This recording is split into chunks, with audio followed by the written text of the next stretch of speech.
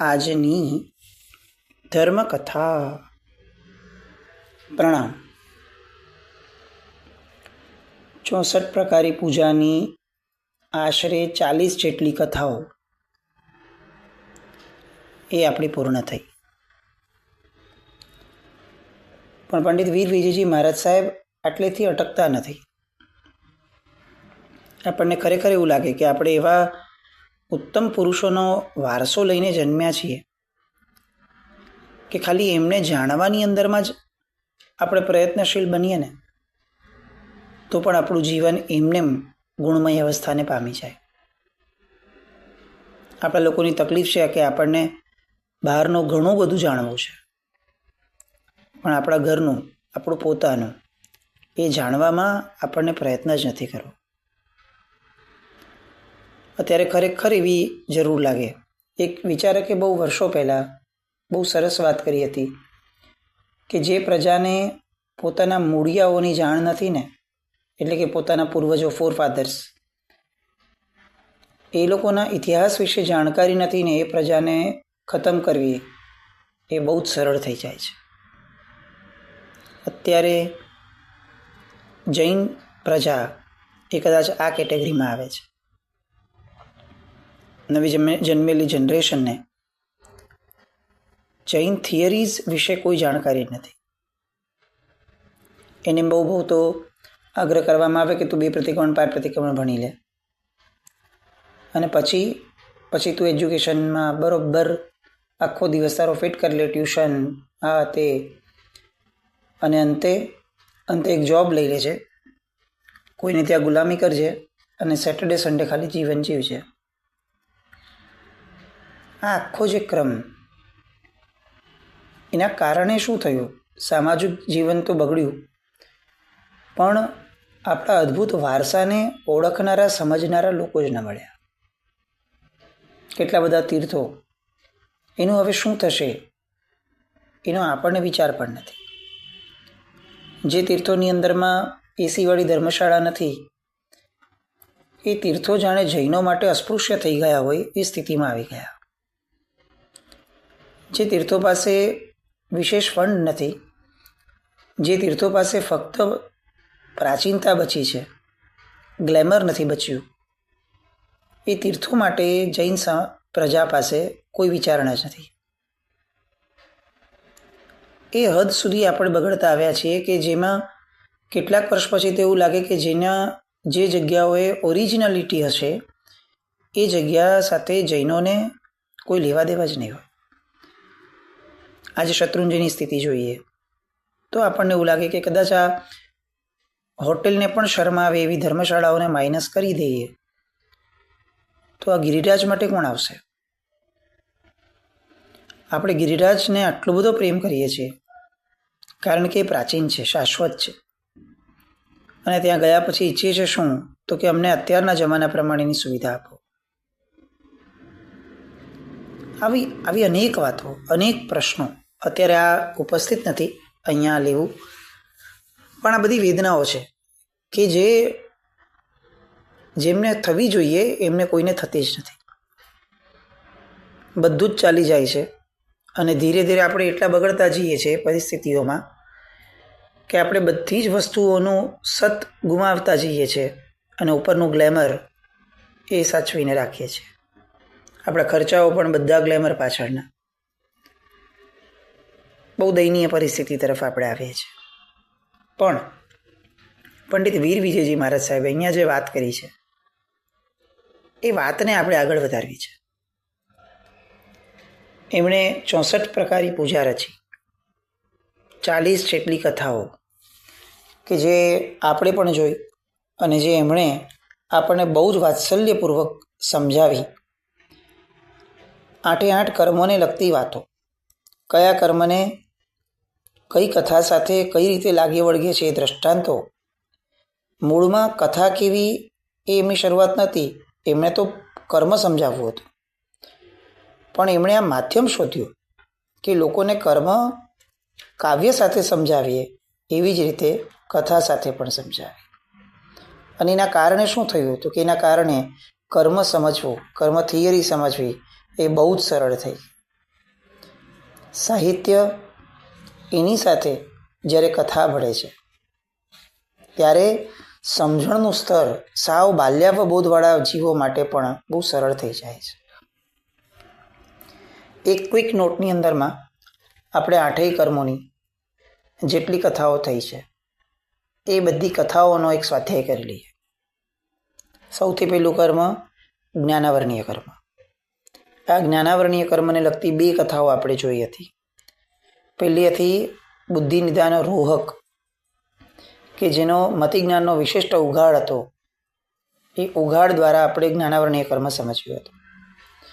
બીજી હતી શિવ રાજર્ષિની, કે જેમને વિભંગ જ્ઞાનથી ભ્રમણા થઈ, એ ભ્રમણાના આધારે એમને જે જ્ઞાનાવરણીય કર્મ બાંધ્યું. એ 2 કથાઓ આપણે જ્ઞાનાવરણીય કર્મ એને સંબંધિત આપણે સાંભળી, આપણે અનુભવી. બીજું કર્મ દર્શનાવરણીય કર્મ હતું. એની અંદરમાં આપણે 3 કથાઓ જોઈ. પેલી કથા હતી પૂર્વધર એવા ભાનુદત્ત મુનિની, કે જેમને અતિ નિદ્રાના કારણે જ્ઞાનહાનિ થઈ હતી. બીજી કથા હતી એક મુનિ ભગવંત અને એક પાગલ હાથીની.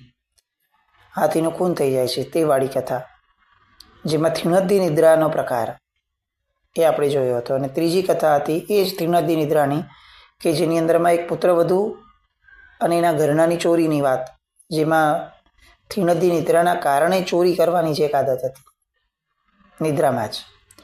એટલે આ નિદ્રાનો જેમાં જે કર્મના આધારે નિદ્રા નક્કી થાય છે એવા દર્શનાવરણીય કર્મને લગતી 3 કથાઓ એ આપણે જોઈ હતી. એ પછી ત્રીજું કર્મ આવે છે વેદનીય કર્મ. આ વેદનીય કર્મની 12 કથાઓ ટોટલ હતી, જે સાહેબે કાવ્યમાં મૂકી છે. પહેલી કથા હતી જીરણ શેઠની. આપણને ધ્યાનમાં છે કે એમણે ઉચ્ચ ભાવનાઓથી કઈ રીતે શાતા વેદનીયનો બંધ કર્યો હતો. બીજી હતી દેવસેન રાજાની, કે જેમાં આપણે આશાતના કરવાથી આશાતનાનો કેવો બંધ થાય છે ઉત્તમ તત્વોની, એની વાતો સાંભળી. ત્રીજી હતી મૃગાપુત્ર. અરેરાટી જન્મી જાય એવું આખું એ કથાનક, કે જેમાં અશાતા વેદનીયનો બંધ જ્યારે કર્યો હતો અને એ જ્યારે ઉદય આવ્યો ત્યારે કેવી રીતે એ બાળક જન્મ્યો, એ આખી ભગવાનના મુખેથી નીકળેલી વાત, એ મૃગાપુત્રની કથા. ચોથી હતી આજ્ઞા પાલનના કારણે જો રાજા સાવધાન હતો તો એ કઈ રીતે બચી શક્યો અને કઈ રીતે અશાતા વેદનીયના એ આખા ચકરડામાંથી એ આબાદ ઉઘરી ગયો, એ સાવધાન રાજાની કથા હતી. પાંચમી કથા વેદનીય કર્મ અંતર્ગત હતી બ્રહ્મદત્ત ચક્રવર્તીની, જેની નેત્રહાનિની વાતો, અશાતાની વાતો, એના હિંસક ભાવોની વાતો, એ બધી વાતો આપણે કરી હતી. છઠ્ઠી કથા વેદનીય કર્મ અંતર્ગત હતી મેઘકુમારની. જૈના પાલનને કારણે પ્રભુએ જે એમનું માર્ગદર્શન કર્યું, ધર્મસારથી બન્યા હતા, એના કારણે એમને જે શાતાનો લાભ થયો હતો તે. અને છેલ્લી હતી તપ આરાધનાથી જેમણે શાતા વેદનીય કર્મનો ભરપૂર બંધ કર્યો હતો. એવા ઇતિહાસના અમર પાત્ર કહી શકાય એવા ભગવાનના મુખે ગવાયેલા ધનના અણકાર. આ વેદનીય કર્મની વાતો. મોહનીય કર્મની વાતો. કદાચ આપણે આ 64 પ્રકારી પૂજામાં હાઈએસ્ટ વાતો જે કર્મને લગતી કરી છે. અને એમાં પણ કદાચ 8 કર્મનું મૂળ જેને આપણે ગણ્યું છે, જેને શાસ્ત્રકારોએ ગણ્યું છે, એવા મોહનીય કર્મ સંબંધિત કથા, જેમાંનો પેલું દૃષ્ટાંત હતું નાગદત્તનું. કષાયોના ઉપનયથી આપણે આખું એ ચરિત્ર લીધું હતું. બીજી હતી કથા વેપારી રત્નચૂડની, કે જે પરદેશ જઈ અને પછી એનો મોહ, એના દ્વારા એની બુદ્ધિ અને પછી પુણ્ય, આ બધાનો જે સમન્વય કઈ રીતે થઈ શકે, એ આખી એની કથા હતી. ત્રીજી બહુ જ રોચક કથા હતી અષાઢાભૂતિજીની કથા. મોહના કારણે પતન અને સમજણના કારણે ઉત્થાન, એ આખી જે કથા સરસ મજાની, એ મોહનીય કર્મ અંતર્ગત જોઈ. રૂપી રાજાનું જીવન, જેમાં માયાનો આચાર એમણે કર્યો અને એના કારણે સંયમ જીવનની જે હાનિ થઈ હતી, તે રૂપી રાજાની કથા. પાંચમી એક નાનકડી કથા લીધેલી કે જેમાં હાસ્ય મોહનીયના કારણે પોતાનું અવધિ જ્ઞાન જે મુનિ ભગવંતે ગુમાવ્યું હતું એ કથા. એ પછીથી મિતારજ મુનિનો પૂર્વભાવ આપણે લીધેલો હતો ખાસ, જેમાં જુગુપ્સાને કારણે સંયમ જીવનની કેટલીક આચારશીલતા કે જેની જુગુપ્સા એમણે ઊભી કરી હતી એના કારણે જે નીચ ગોત્ર કર્મ બંધાયું. એટલે એમણે એક જન્મની અંદરમાં પોતે નીચ કુળમાં જન્મ લેવો પડ્યો હતો, એ જુગુપ્સા નામનું મોહનીય કર્મ, એની વાતો. અને પછીથી એક અચ્યુત દેવલોકના દેવની વાતો કે જેમને પૂર્વજન્મની પત્ની પ્રત્યે પ્રેમ જાગ્યો હતો. આટલી વાતો આપણે મોહનીય કર્મને અંતર્ગત કથા દરમિયાન લીધી હતી. પછીથી શરૂ થયેલું આયુષ્ય કર્મનું પ્રકરણ, જેમાં નાગકેતુની વાત, સુકુમાલિકાની વાત, એક ગરોળીની વાત હતી જે પરિગ્રહ સંબંધી આપણી આખી વાતો લીધેલી હતી. સુંદર શેઠની વાત હતી કે જેને નિંદા કરવા માટે એ શેઠને હેરાન કર્યા હતા, એ નિંદાપરાયણ સ્ત્રીની વાતો હતી. નંદ મણિયારની વાત કે જેને પૌષદની અંદરમાં એક આર્ત ધ્યાન કર્યું અને પાછળથી એનો આખો ભવ બગાડ્યો હતો, એ વાત. અને શંખ શ્રેષ્ઠીની વાત હતી કે જેમાં એ માણસ તરીકે આયુષ્ય ભોગવતો હોવા છતાં જેના જીવનમાં તિર્યંચ તરીકેની વૃત્તિઓ હતી, એ આખી આયુષ્ય કર્મ સંબંધિત વાતો એ આપણે જોઈ. એ પછીથી નામકર્મને લગતી એક પણ કથાઓ પ્રભુ સાહેબે અહીંયા લીધેલી નથી વિવેચનમાં. ગોત્રકર્મ સંબંધિત કથાઓની અંદરમાં મદ્રુક શ્રાવક કે જેમણે દર્શન શુદ્ધિથી ઉચ્ચ ગોત્રકર્મનો લાભ મેળવ્યો હતો, પ્રભુના મુખેથી જે ગવાયા હતા તે, કાગડો અને હંસ એ નબળા વ્યક્તિની સંગતથી શું સ્થિતિ થાય તે, મરીચીના પ્રસંગનો ઉલ્લેખ, અને જાતિમદના કારણે જે હીન ગોત્રમાં જન્મ્યા હતા એવા હરિકેશીજી, એ વાતો આપણે ગોત્રકર્મ સંબંધી લીધી હતી.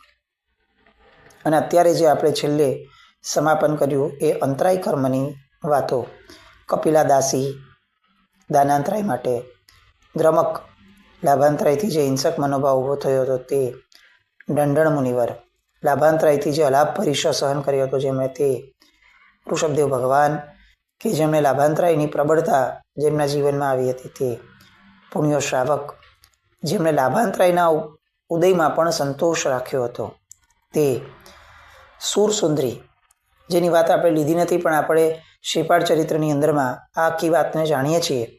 મૈણા સુંદરીની જે બેનની સાથે એમનો વાદ થયો હતો અને એમાંથી એમના પિતાએ જે એને રાજકુમાર સાથે પરણાવી હતી એવી સુરસુંદરી, એની ઉપભોગાંતરાયના કથાની એ વાતો એમના ચરિત્રની પણ અહીંયા પૂજ્યશ્રીએ વણેલી છે.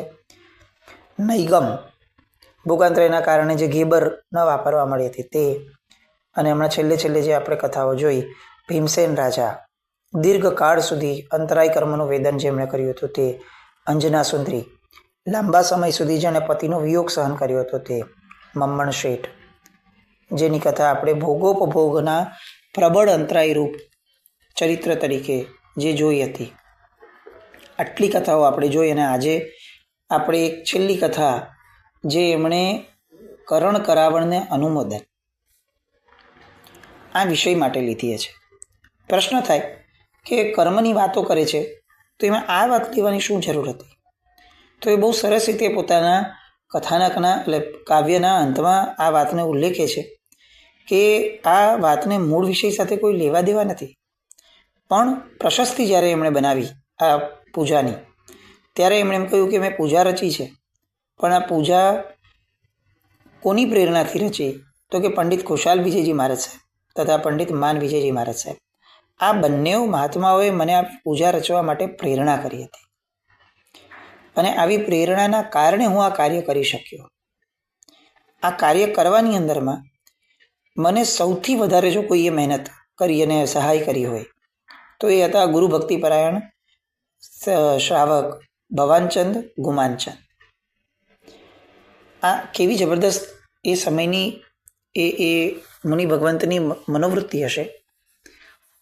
પોતાની ઉપર ઉપકાર કરનાર ગુરુ ભગવંતોને કરાવણના કાર્યની અંદરમાં એમણે અહીંયા અનુમોદ્યા, બિરદાવ્યા પોતે તો કર્તા તરીકે છે આ પૂજાના, એટલે કરણ એની અંદર પોતે આવ્યા, અને અનુમોદક તરીકે એમણે ભવાનચંદ ગુમાનચંદ નામના શ્રાવકનો ઉલ્લેખ કર્યો, આ ત્રિવેણી સંગમ, અને એના દ્વારા એમણે એક કથા મૂકી પ્રશસ્તિમાં કે કરણ, કરાવણ અને અનુમોદન આ ત્રણેયની જે જગતની અંદરમાં મહત્તા છે એના કારણે આ જગત જે રીતે સુકૃત તરફ ચાલી રહ્યું છે, જો આ ત્રણેય ભેગા ન હોય તો કદાચ જગતની અંદરમાં શુભતાઓનો પ્રચાર અને પ્રસાર ન થઈ શકે.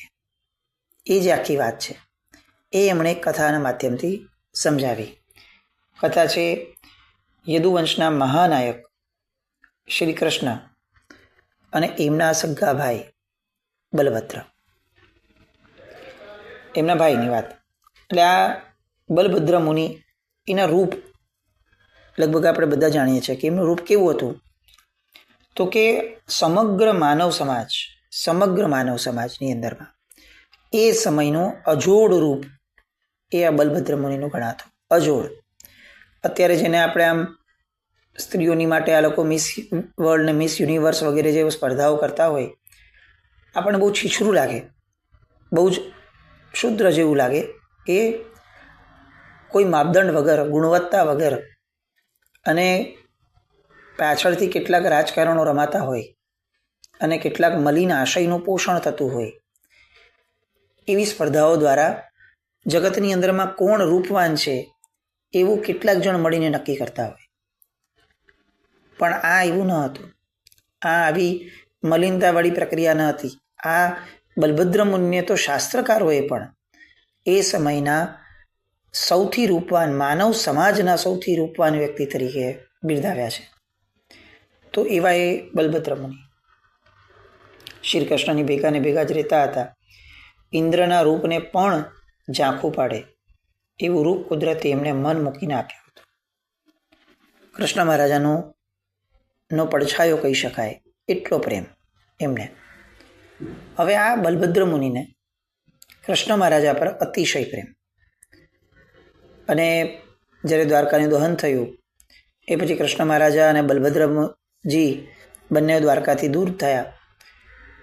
એવી વાત હતી કે ભાઈ આમનું અવસાન જે છે એ આમના જ હાથે થશે, કૃષ્ણ મહારાજાનું. એટલે એ તો અલગ કથા છે, પણ મૂળમાં બંને જણા અલગ રીતે વિચરે છે જંગલની અંદરમાં, કે કોઈ પણ પ્રકારે ક્યાંય પણ કૃષ્ણ મહારાજાના મૃત્યુની વાત જે નેમિનાથ ભગવાનના મુખેથી સાંભળવા મળી છે એને જો પાછી ઠેલવી શકાતી હોય તો પ્રયત્ન કરીએ, પણ એ ન થયું, અને અંતે કૃષ્ણ મહારાજાનું મૃત્યુ થયું. કૃષ્ણ મહારાજા મૃત્યુ સમયે કેટલાક આર્ત ધ્યાનમાં ગયા, જેના કારણે એમને નરક થઈ. પણ એ બધી ઘટનાના કારણે બલભદ્રજીને મનની અંદરમાં અતિશય વૈરાગ્ય પ્રગટ્યો. સંસારનું આવું વરવું સ્વરૂપ કૃષ્ણ મહારાજા જેવા વ્યક્તિ, અને દાખેલી વાતો કઈ રીતે અનાયાસે બધા સંયોગોને ભેગા કરી દે છે. બધું જોયા પછી ખરેખર એમને લાગ્યું કે જીવ કર્મને કેટલો બધો વશ છે, ગમે તેટલો બચવા પ્રયત્ન કરીએ. આવા શક્તિ સંપન્ન એવા વસુદેવ જે છે એવા કૃષ્ણ મહારાજા પણ જો એની સામે લાચાર થયા, તો પછી આ કર્મોની સામે આ રીતે હવે લડત નહીં લડી શકાય, હવે અભ્યંતર જગતથી જ લડાશે. આવો એમને સમજણનો ભાવ પ્રગટ્યો, અને એટલે એ અભ્યંતર જગતમાં ઉતરવા માટે એમણે સંયમ લીધો. કૃષ્ણ મહારાજાના મૃત્યુ પછીથી તરત જ એ દીક્ષા લે છે અને નેમિનાથ ભગવાનના શ્રવણ સંઘનો એક હિસ્સો બને છે. મુનિજીવન તો સ્વીકાર્યો, પણ મુનિજીવન સ્વીકાર્યા પછી ખરી કસોટીઓ શરૂ થઈ. એ કસોટીઓ સૌથી મહત્વની હતી એમના રૂપના કારણે. કોઈ સ્ત્રીના રૂપના કારણે અનેક જગ્યાએ મોહ જન્મ્યો હોય એવી કથાઓ આપણે સાંભળી છે, પણ એક પુરુષના રૂપના કારણે ચિક્કાર હજારો લોકોને મોહ જન્મ્યો હોય એવું આ નામ બલભદ્રજી. દીક્ષા લીધા પછીથી જ્યાં જાય ત્યાં સ્ત્રીઓ એમની પાછળ ઘેલી બને. હદની બહાર એ સ્ત્રીઓ એમની આસપાસ ફરી રાખે. ઘણીવાર તો મોહિત થયેલી સ્ત્રીઓ રીતસર વિવેકહીન બની જાય અને જાહેરની અંદરમાં પણ એમને પામવા, એમને વિચલિત કરવા, એમની સાથે ભોગ ભોગવવા માટે આ સ્ત્રીઓ પોતાનો વિવેક ભૂલીને જાહેરની અંદરમાં કેટલીક ચેષ્ટાઓ કરતી. પરિસ્થિતિ બહુ જ વણસવા લાગી અને બલભદ્ર મુનિ નેમિનાથ ભગવાન પાસે જાય છે. નેમિનાથ ભગવાન પાસે જઈને પોતાની આ વ્યથા વેદના જણાવે છે અને ભગવાન એમને એક ઉપાય જણાવે છે કે તમારા ભાગ્યની અંદરમાં હવે જે આખો ભાગ છે, ભાવ છે, એ આવો છે. અને એ જે જણાવે છે એના કારણે આ પંડિત વીર વિજયજી મહારાજ સાહેબનું આ કથા લખવાનું જે મૂળ કારણ છે એ જન્મે છે. એ બધી વાતો માટે આવતીકાલે ફરીથી મળશું. પણ પંડિત વીર વિજયજી મહારાજ સાહેબે આ વર્ણવેલી સરસ મજાની કથા જે આપણી પોતાની રૂટીન લાઈફની અંદરમાં, એસ્પેશિયલી આપણી ધર્મ જીવનની અંદરમાં આપણા બહુ જ રિફ્લેક્ટ થઈ શકે એવી છે, એ વાતને સમજશું આવતીકાલે. જીનાજ્ઞાવૃત કંઈ પણ બોલાય તો મિચ્છામિ દુક્કડમ. જૈનમ જયતિ શાસન.